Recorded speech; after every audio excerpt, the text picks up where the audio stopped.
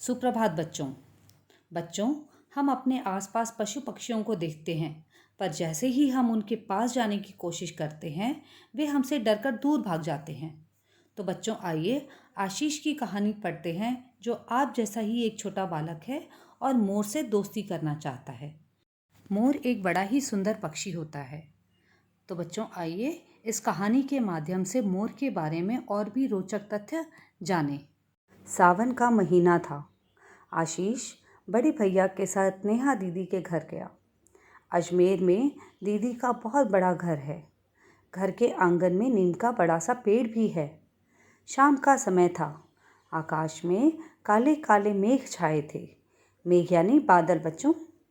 आशीष आंगन में बैठा दीदी से बातें कर रहा था। तभी एक मोर पेड़ से नीचे उतर आया। मोर मोर, देखो दीदी मोर, कहते हुए आशीष उसकी तरफ भागा। नेहा ने उसे रोका। रुको आशु, रुक जाओ, वह तुम्हारे हाथ नहीं आएगा। कितना सुंदर है मोर, दीदी मैं इसे पकड़ूंगा, आशीष बोला। मोर को पकड़ना आसान नहीं है, यह हमेशा चौकन्ना रहता है। चौकन्ना यानी अलर्ट, सावधान। हाँ, चाहो तो इसे अपना दोस्त ज़रूर बना सकते हो, नेहा ने कहा। दोस्त? वह कैसे? आशीष ने आश्चर्य से पूछा। आश्चर्य यानी हैरानी से पूछा। रुको, अभी बताती हूँ, कहकर नेहा भीतर चली गई और एक कटोरी में दाल के दाने ले आई। उसने दाने आंगन में बिखेर दिए और आशीष को लेकर ओट में खड़ी हो गई। ओट यानी थोड़ा छुपकर खड़ी हो गई, आड़ में खड़ी हो गई। मोर दाने चुगने लगा। नेहा ने बताया, आशु, यदि मोर को प्रतिदिन अनाज या दाल के दाने खिलाओ, ये पालतू जैसे हो जाते हैं। दीदी, मोर और क्या क्या खाना पसंद करते हैं? आशीष ने पूछा। इन्हें बीज, मूंगफली, बेर, बरगद और पीपल के फल बहुत अच्छे लगते हैं, नेहा बोली। दीदी, मैंने तो सुना है कि मोर सांप से नहीं डरते और उन्हें भी खा लेते हैं, आशीष ने कहा। ठीक सुना है तुमने। जहाँ मोर होते हैं वहाँ सांप के अलावा कनखजूरे, बिच्छू, टिड्डियाँ और अन्य विषैले कीड़े मकोड़े भी लगभग खत्म हो जाते हैं, नेहा ने बताया। तभी बादल गरजने लगे। मोर नाचने लगा। उसके पंख जापानी पंखे की तरह गोल गोल फैल गए। आशीष खुशी से उछल पड़ा। अद्भुत दृश्य था। अद्भुत यानी बहुत ही विचित्र, या कहें तो बहुत ही सुंदर दृश्य था। उसने इससे पहले मोर को नाचते कभी नहीं देखा था। दीदी, इसकी पूंछ देखो, कैसा चमकदार गहरा हरा रंग है। पंखों में तो लगता है कि ढेर सारी तांबे की चमकदार आंखें लगी हैं। यानी इसका मतलब मोर के पंखों में जो पैटर्न बना हुआ है उसमें बीच में तांबे के रंग के छोटी छोटी आंखों जैसे प्रतीत होता है।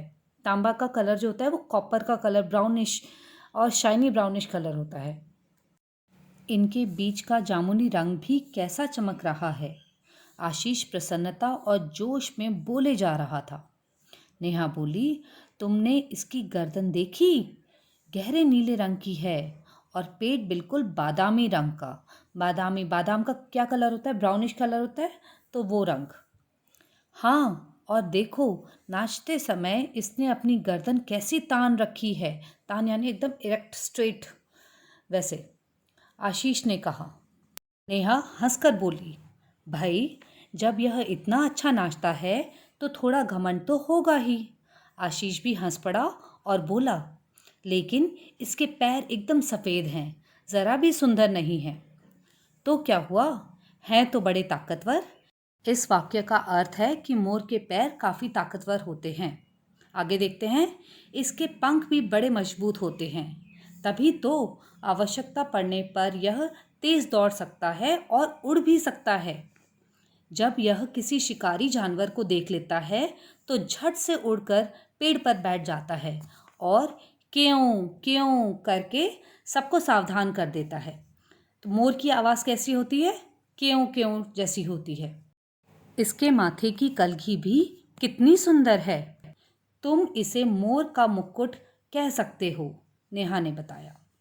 आशीष बोला, दीदी, मैंने पढ़ा है कि मोर हमारा राष्ट्रीय पक्षी है। राष्ट्रीय पक्षी यानी मोर हमारा नेशनल बर्ड है। कृष्ण जी भी अपने मुकुट में मोर का पंख लगाते थे। मुझे भी अपनी पुस्तक में मोर का पंख रखना है। आप इससे पूछो कि क्या यह मेरा दोस्त बनेगा।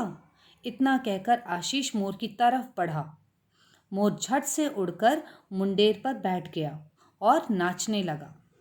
तभी मोर का एक पंख उड़कर नीचे आ गिरा। नेहा आशीष के कंधे पर हाथ रखकर बोली, लो आशु, मोर ने तुम्हारी दोस्ती स्वीकार कर ली और दोस्ती की निशानी के रूप में यह पंख भी दे दिया। अब स्वीकार करना यानी मान लेना। सच दीदी। आशु ने जल्दी से पंख उठा लिया। बूंदें पड़ने लगी थी। धन्यवाद दोस्त कहकर आशु भीतर चला गया। तो बच्चों, इस कहानी के माध्यम से हमने मोर के बारे में काफ़ी कुछ पढ़ा और जाना। अब बच्चों आइए इसके प्रश्नोत्तर भी कर लेते हैं। पहला मौखिक प्रश्न। प्रश्न 1, निम्नलिखित प्रश्नों के उत्तर दो। प्रश्न क, आशीष अपने भाई के साथ कहाँ गया? इसका उत्तर है, आशीष अपने भाई के साथ नेहा दीदी के घर अजमेर गया। प्रश्न ख, मोर क्या क्या खाता है? इसका उत्तर है, मोर बीज, मूंगफली, बेर, बरगद और पीपल के फल खाते हैं। साथ ही ये सांप, कनखजूरे, बिच्छू, टिड्डियाँ और अन्य विषैले कीड़े मकोड़े भी खाते हैं। प्रश्न ग, मोर को पालतू कैसे बनाया जा सकता है? उत्तर, मोर को प्रतिदिन अनाज या दाल के दाने खिलाकर पालतू बनाया जा सकता है। प्रश्न घ, मोर अन्य पशु पक्षियों को खतरे से कैसे सावधान करता है? इसका उत्तर है, मोर शिकारी जानवर को देखते ही झट से उड़कर पेड़ पर बैठ जाता है और केयों केयों की आवाज़ करके सबको सावधान कर देता है। लिखित प्रश्न। प्रश्न 1, सही उत्तर के सामने टिक का निशान लगाओ। मोर को पकड़ना आसान क्यों नहीं है? इसके ऑप्शंस हैं, यह बहुत तेज़ भागता है, यह हमेशा चौकन्ना रहता है, यह हाथों से फिसल जाता है। तो इसका उत्तर है, यह हमेशा चौकन्ना रहता है। चौकन्ना यानी सावधान रहता है। इसी तरह से ख, ग और घ प्रश्न आप खुद से करेंगे बच्चों। प्रश्न 2, सही कथन के सामने टिक और गलत के सामने क्रॉस का निशान लगाओ। तो बच्चों ट्रू एंड फॉल्स टाइप है, सही या गलत का निशान लगाना है आपने। प्रश्न क, मोर भारत का राष्ट्रीय पक्षी है। तो हाँ, ये सही है। मोर सांप से डरता है, यह गलत है। मोर सांप से नहीं डरता है बल्कि मोर सांप को खा लेता है। ग, मोर उड़ नहीं सकता। तो यह बिल्कुल गलत है, मोर बिल्कुल उड़ सकता है। घ, मोर के पैर बड़े ताकतवर होते हैं। बिल्कुल सही है ये। अंग, मोर के सिर पर सुंदर कलगी होती है। यह वाक्य बिल्कुल सही है। आगे बढ़ते हैं भाषा से। बोलकर पढ़ो, समझो और लिखो। अब बच्चों यहाँ पे देखिए ब्लेंडेड वर्ड्स दिए हुए हैं। पहला है न्य, आधा न प्लस य, न्य। सो न्य से एक शब्द दिया हुआ है अन्य। ऐसे ही एक शब्द जो मैं आपको बताऊंगी वो है न्याय। इस तरह से तीसरा शब्द आप खुद से लिखेंगे। दूसरा है स्व, आधा स प्लस व, स्व। जो शब्द दिया हुआ है वह है स्वच्छ। दूसरा शब्द हो सकता है स्वीकार, स्व व में बड़ी की मात्रा और कार, स्वीकार। नेक्स्ट, आधा ट प्लस र, ट्र। जो शब्द दिया हुआ है वो है राष्ट्र।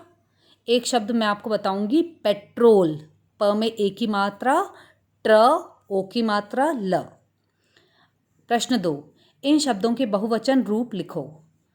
तो कटोरी, कटोरियाँ। जिन शब्दों में भी लास्ट में आखिरी में बड़ी की मात्रा होती है, जब हम उनका बहुवचन यानी प्लूरल लिखते हैं तो आखिरी का जो बड़ी की मात्रा होती है वो छोटी की मात्रा हो जाती है और साथ में हम या और चंद्रबिंदी लिखते हैं। तो कटोरी बहुवचन शब्द है कटोरियाँ। एक कटोरी, अनेक कटोरियाँ। एक टिड्डी, अनेक टिड्डियाँ। मूंगफली, एक मूंगफली, अनेक मूंगफलियाँ। ल में छोटी की मात्रा और या। आँख, आँखें। ख में एक ही मात्रा और बिंदी। दूसरी तरफ देखिए, पुस्तक पुस्तकें, क में एक ही मात्रा और बिंदी। दाल दालें, ल में एक ही मात्रा और बिंदी डालेंगे। गर्दन गर्दनें, अगेन न पे एक ही मात्रा और बिंदी। दाना दाने, न में एक ही मात्रा बस, बिंदी नहीं डालेंगे। आगे बढ़ते हैं। प्रश्न 3, पढ़ो समझो और लिखो। कई रंगों का नाम उसी रंग की वस्तु के नाम से बनते हैं, जैसे बादाम से बन जाता है बादामी। इसी तरह नीचे लिखे शब्दों से जुड़े रंगों के नाम लिखो। अब पहला है जामुन। जामुन से कौन सा रंग बनता है? जामुनी। बैंगन, बैंगन से बनता है बैंगनी रंग। गुलाब से गुलाबी रंग। चंपा से चंपई रंग। किशमिश से किशमिशी रंग। किशमिशी रंग dark brownish to purplish red colour होता है। अगला है सुरमा। सुरमा जो हम काजल लगाते हैं आँखों में, उसको हम सुरमा भी बोलते हैं। तो उससे रंग बनता है सुरमई, जो कि है ग्रेइश कलर। कत्था से बनता है कत्थई। कत्था एक तरह का पदार्थ है जो पेड़ों से मिलता है और वो ब्राउनिश कलर होता है। तो कत्था से बनता है कत्थई। संतरा से संतरी। सोना से सुनहरा। आसमान से आसमानी रंग, जो कि है स्काई ब्लू कलर। प्रश्न 4 आप खुद से पढ़ेंगे और समझेंगे। प्रश्न 5, पढ़ो समझो और लिखो। काले मेघ, बड़ा घर, एक कटोरी। अब काले, बड़ा और एक, ये जो शब्द दिए हुए हैं, ये शब्द मेघ, घर और कटोरी की विशेषता बता रहे हैं। जैसे कि मेघ यानी बादल, तो मेघ कैसे हैं? काले हैं। घर कैसा है? बड़ा है। कितनी कटोरी है? एक कटोरी है। तो इन शब्दों को जो हमें संज्ञा के बारे में और जानकारी देते हैं, उन्हें हम विशेषण बोलते हैं।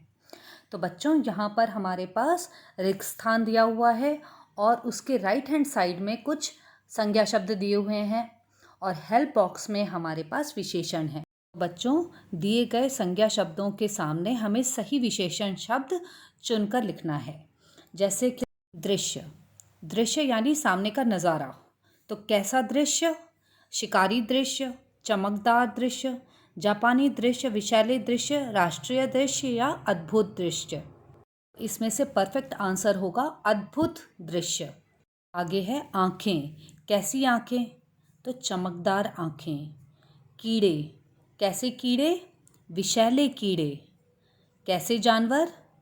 शिकारी जानवर। कैसा पक्षी? राष्ट्रीय पक्षी। कैसा पंखा? जापानी पंखा। तो बच्चों, इस तरह से हम विशेषण शब्दों को चुनकर संज्ञा शब्दों के साथ लिखेंगे। आगे बढ़ते हैं। श्रुतलेख लिखो। तो इन कठिन शब्दों को आपने बार बार लिख के प्रैक्टिस करना है। अब करने की बारी। प्रश्न क, हमारा राष्ट्रीय पक्षी मोर है। हमारा राष्ट्रीय पशु फूल। खेल कौन सा है? बताओ। बच्चों, हम सब जानते हैं कि हमारा राष्ट्रीय पक्षी मोर है, पर हमारा राष्ट्रीय पशु बाघ है। राष्ट्रीय फूल कमल है और खेल हॉकी है। प्रश्न ख, तुम्हारे घर के आंगन या छत पर कौन कौन से पक्षी आते हैं? कौन से कीड़े मकोड़े आते हैं? उनके नामों की सूची बनाओ। तो बच्चों, ये आपने खुद से रिसर्च वर्क करना है। आपने बहुत ही अच्छे से ऑब्जर्व करना है कि आपके आंगन या छत पे कौन कौन से पक्षी आते हैं तथा कीड़े मकोड़े आते हैं और उनकी सूची बनानी है। प्रश्न ग, क्या पशु पक्षियों और मनुष्यों के बीच दोस्ती हो सकती है? कैसे? यदि तुम्हें किसी पशु या पक्षी को मित्र बनाना हो तो क्या करोगे? बताओ। बच्चों, ये आप बताएंगे कि यदि आपने किसी भी पशु या पक्षी को मित्र बनाना हो तो आप क्या करोगे? आप अपने शब्दों में बताओगे। जैसे आप उन्हें खाने के लिए कुछ प्रोवाइड कर दोगे, आप उनकी देखभाल के लिए या उनके साफ सुथरे वातावरण के लिए कुछ करोगे। आप अपने शब्दों में बताओ कि आप क्या करोगे। प्रश्न घ, पक्षियों को पकड़ना और उन्हें पिंजरे में रखना कहाँ तक उचित है? अपने पक्ष में तर्क दो। तो आपको बच्चों क्या लगता है, पक्षियों को पकड़ना चाहिए और उन्हें पिंजरे में रखना चाहिए? यह उचित है, सही है या नहीं है? तो इसके लिए आप अपने खुद के तर्क देंगे। जैसे पक्षियों को पिंजरे में रखने से उनकी आज़ादी छिन जाती है, तो आप क्या समझते हैं, यह सही है या गलत है, उसके बारे में आप क्लासरूम में डिस्कशन कर सकते हैं। तो बच्चों, इस तरह से हमारा यह पाठ समाप्त हुआ। अगर आपको किसी भी प्रश्न में कोई दिक्कत है, कोई डाउट है, तो आप कमेंट बॉक्स में उसे लिखकर मुझसे पूछ सकते हैं। मैं आपका डाउट क्लियर करने की पूरी कोशिश करूँगी। ऑल द बेस्ट बच्चों।